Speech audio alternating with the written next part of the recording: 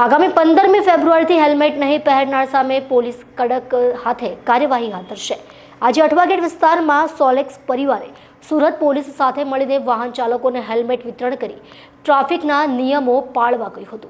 સુરત શહેરમાં 15 ફેબ્રુઆરી 2025થી દરેક two wheeler વાહન ચાલકો માટે હેલ્મેટ ફરજિયાત કરાયું છે। ટ્રાફિક સુરક્ષા વધારવા માટે સુરત પોલીસે આ મહત્વપૂર્ણ નિર્ણય લીધો છે। શહેરમાં લોકોને હેલ્મેટ પહેરવાના મહત્વ વિશે જાગૃત કરવા માટે પોલીસ દ્વારા ખાસ અભિયાન ચલાવવામાં આવ્યું હતું, જેમાં નિઃશુલ્ક હેલ્મેટ વિતરણ કરવામાં આવ્યા હતા। જોકે 15 ફેબ્રુઆરીના રોજથી ઘરેથી જો કોઈ ટુ વ્હીલર ચાલક હેલ્મેટ પહેરીને નહીં નીકળે તો તેમને મેમો આપવામાં આવશે।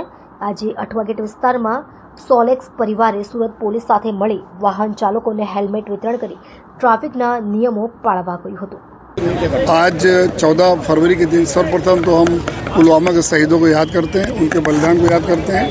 आज के दिन एक ऐसा दिन की तरह भी मनाया जाता है जिसमें हम एक दूसरे को केयर करते हैं और एक दूसरे की ज़िंदगी से प्यार करते हैं। उसी के अनुसंधान में सोलेक्स परिवार की तरफ से पुलिस और सोलेक्स परिवार मिलकर आज लोगों के लिए, अपने मीडिया के मित्रों के लिए हेलमेट का वितरण कर रहे हैं। और उसमें हमारा पर्पस एक ही है कि हम आपकी ज़िंदगी की परवाह करते हैं, आप भी अपने परिवार की परवाह करिए और आप हेलमेट पहनिए, रोड के ऊपर चलिए। कल 15 फरवरी का दिन है। सूरत शहर पुलिस कल से पूरे शहर में 3000 पुलिस की फौज के साथ और अद्यतन टेक्नोलॉजी का यूज़ करते हुए ई चालान जनरेट करना और हमें समाधान शुल्क लेना, दंड करना, इस सारी कार्रवाई कल से की जाएगी जो हेलमेट नहीं पहनेगा। और उसके बाद जो बारंबार वायलेशन करते हैं उनका लाइसेंस कैंसिल कराने के लिए भी आरटीओ के साथ संकलन किया गया है।